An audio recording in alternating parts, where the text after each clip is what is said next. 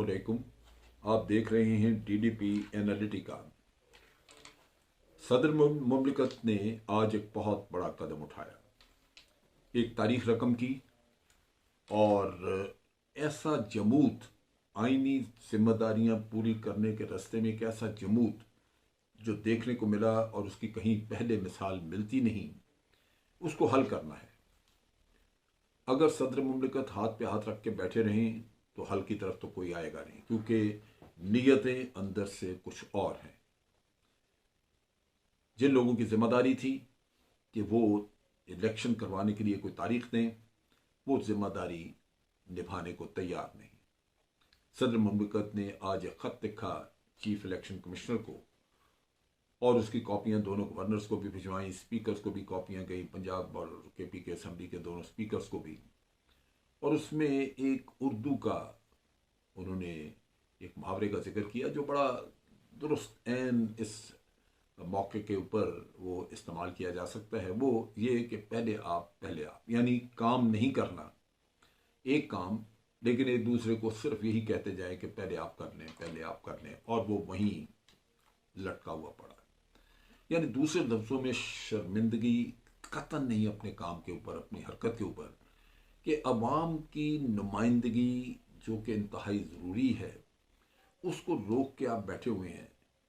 जमहूरी प्रोसेस के अंदर पार्लियामेंट, असेंबली वो एक फोकल पॉइंट है, उसी ने तो सारा रोल अदा करना है। अब उसको रोक के आप बैठे हुए हैं चूंकि आप समझते हैं कि आप इलेक्शन नहीं जीत सकते।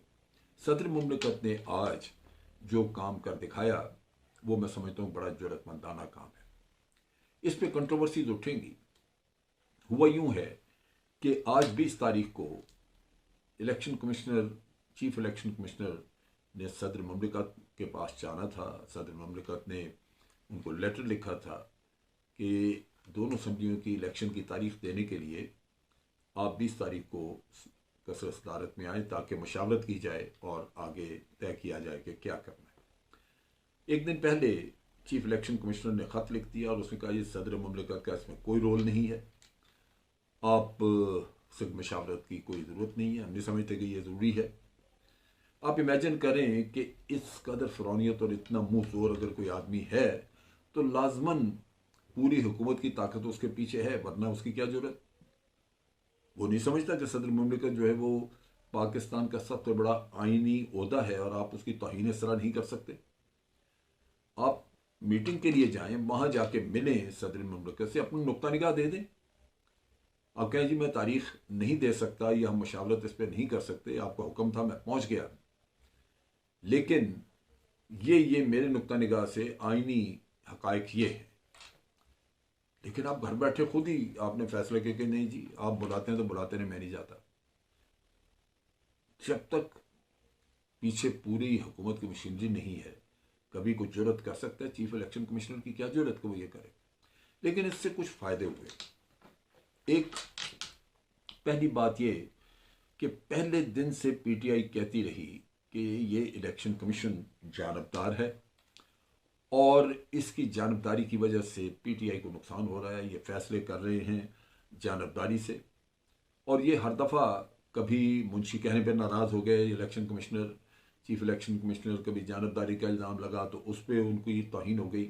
लेकिन फैक्ट ये है कि हर आने वाले दिन ने यह साबित किया कि ये इलेक्शन कमीशन जो है ये गैर जानबदार नहीं है, इस पर एतमाद नहीं किया जा सकता, भरोसा नहीं किया जा सकता। ख़ास तौर पे जब ये मोहसिन नकवी को चीफ मिनिस्टर बनाया गया पंजाब में, तो उस वक्त ये वाज़ेह हो चुका था कि वो शख्स जो कि PTI का बड़ा ज़बरदस्त मुखालिफ है, उसको लगाना कोई छोटी बात नहीं थी। उसमें जानबदारी बड़ी ठोक बजा के सामने नज़र आ रही थी। लेकिन फिर उसके बाद चीफ इलेक्शन कमिश्नर ने खुद ही इन असम्बलियों के डिज़ोल्व होने के बाद दोनों गवर्नर्स को इलेक्शन की तारीखें तजवीज़ की।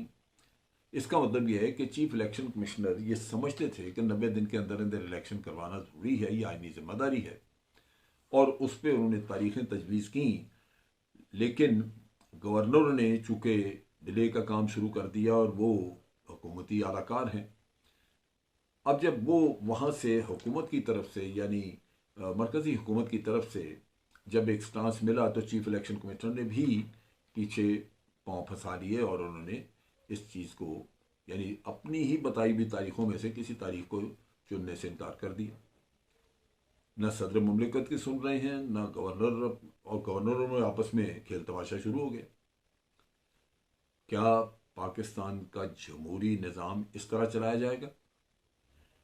जब आप ऐसी हरकतें करेंगे तो निज़ाम तलपट हो जाएगा और अवाम कहाँ जाएंगे जिनकी नुमाइंदगी ज़रूरी है। ये सारा कुछ इसलिए आप कर रहे हैं क्योंकि आप बदनीयत हैं। ये चाहते थे, हुकूमत चाहती थी कि सिर्फ इलेक्शन उस वक्त हो जब उनको पूरा यकीन हो कि वो इलेक्शन जीत सकते हैं। ये पार्टियां PMLN हो, पीपल्स पार्टी दबा के हमेशा रिगिंग धांधली करते रहे हैं, लेकिन आज इनको ये अंदाज़ा है कि इमरान खान की मकबूलियत इतनी ज़्यादा है कि बहुत बड़े पैमाने पर धांधली करने के बावजूद भी इलेक्शन नहीं जीत सकेंगे। लिहाजा उससे बचना, उससे हरबे, ताखीरी हरबे, कोई ना कोई ऐसी हरकत जिससे कि इलेक्शनों से जान छुड़ाई जाए, वो होता रहा। अब सदर मुमलिकत ने यही काम किया डॉक्टर अलवी ने कि उन्होंने ये कहा कि मेरे नुक्ता निगाह से मेरे साथ मशावरत करके आप तारीख मुकर्रर कर सकते थे, और उसका उन्होंने जो जवाब दिया, उन्होंने कहा कि ये मैं इसलिए कह रहा हूँ कि आपकी बात एक लिहाज से ठीक है कि दोनों गवर्नर्स ने तारीखें देनी थी, लेकिन अगर गवर्नर अपनी आइनी जिम्मेदारी पूरी नहीं कर रहे तो आइन इजाज़त देता है कि सदर मुमलिकत आइन को बचाने के लिए वो सामने आए। और इन एनी केस दोनों गवर्नर जो हैं वो कोई ना कोई बहाना करके तो मामला टरका रहे थे, लेकिन आइन 90 दिन की पाबंदी को किसी भी शक्ल में वो उसको तब्दील नहीं करता। उसके लिए कोई उसमें ऐसी शक नहीं है जिससे ये समझा जाए कि ये 90 दिन की जो पाबंदी है उसको तब्दील किया जा सकता है। लिहाजा ये एक बाइंडिंग चीज़ है, बांधती है आपको, लिहाजा इस पे अमल करना ज़्यादा ज़रूरी है, बजाय इसके कि आप मशावरत को आगे पीछे करते रहें और हमें कहानियाँ सुनाते रहें कि जी गवर्नर अवेलेबल नहीं है, गवर्नर कहता है जी मैं, यानी वलीकुर रहमान साहब एक बड़े मोअज़्ज़ज़ आदमी है, लेकिन उनकी बात में वज़न कुछ नहीं था जब वो ये कहते थे कि मैंने तो असम्बली तहलील नहीं की। वे तहलील खुद ब खुद होनी थी, 48 घंटे के बाद आपके हाथ में रहती नहीं वो बात। लेकिन फिर अगर आप समझते हैं कि जी आपने असम्बली तहलील नहीं की, आप डेट बता नहीं सकते, तो फिर किसी ने तो बतानी है डेट, क्योंकि हकीकत तो ये है कि असम्बली ख़त्म हो चुकी है, इलेक्शन होना और 90 दिन की पाबंदी भी है। तो डॉक्टर अलवी ने इस चीज़ का सहारा लेके तो उन्होंने वही तारीखें जो कि इलेक्शन कमीशन ने खुद तजवीज़ की थी उनमें से 9 अप्रैल तारीख दे दी। अब इलेक्शन हकीकतन तो 9 अप्रैल को हो जाना चाहिए, लेकिन इसमें खराबी क्या है, जो वक्ती तौर पे अगर यही मशावरत की होती चीफ इलेक्शन कमिश्नर ने और वहीं ये बातें जो आज डॉक्टर अलवी ने ख़त में लिखी हैं वो वहाँ अपना मौक़िफ़ देते, बातचीत होती और मामला तय पा जाता। लेकिन उस शख्स की जानबदारी की वजह से कि वो सिर्फ एक साइड को खिदमत करना चाह रहे हैं और जो उनकी अपनी बुनियादी जिम्मेदारी है इलेक्शन करवाना, उससे वो हट रहे हैं, तो इन हालात में जो सूरत हाल पैदा हुई जिसमें डॉक्टर अलवी ने एक तरफा काम किया, इसको अब अदालतों में चैलेंज किया जाने के चांसेस मौजूद हैं। वजह उसकी ये है कि अगर फेडरल गवर्नमेंट इलेक्शन नहीं करवाना चाहती थी और वो बहाने ढूंढ रहे थे डिले वगैरह का, तो इसमें भी डिले करवाने के लिए या इसमें बहाना ढूंढने के लिए गुंजाइश मौजूद है। अगर उनका स्टांस पहले ये था कि डॉक्टर अलवी या सदर मुमलिकत को ये इख्तियार हासिल नहीं, तो अब भी वो जाएंगे अदालतों में कहेंगे कि जी इख्तियार हासिल नहीं, ये क्यों किया डॉक्टर साहब ने, प्रेसिडेंट ने। और फिर इसमें बहुत बड़ी बात यह है कि जब इलेक्शन करवाना है तो उस इलेक्शन के इंतज़ामात वगैरह जो होने हैं, जो चीफ इलेक्शन कमिश्नर ने जिक्र भी किया कि जी हमने इनसे स्टाफ मांगा कि हमें सिक्योरिटी दें, हमने आरओज़ मांगे, हमने पैसा मांगा, हमें कुछ नहीं दिया, तो वो तो अब भी इन्हीं लोगों ने देना है। सो मेरा अपना अंदाज़ा है कि जंग अभी ख़त्म नहीं हुई, अभी ये मुकाबला ख़त्म नहीं हुआ, ये चल रहा है और चलेगा। कुछ अदालती कार्रवाई चलेगी और फिर अदालत के हुक्म, अगर अदालत का हुआ कि 9 अप्रैल को इलेक्शन होंगे, जो सदर मुमलिकत ने तारीख मुकर्रर की है वो दुरुस्त है, तो फिर उसके साथ ही हुक्म दिया जाएगा हुकूमत को भी कि वो सारे वसाइल मुहैया करे ताकि इलेक्शन बर वक्त कराया जा सके।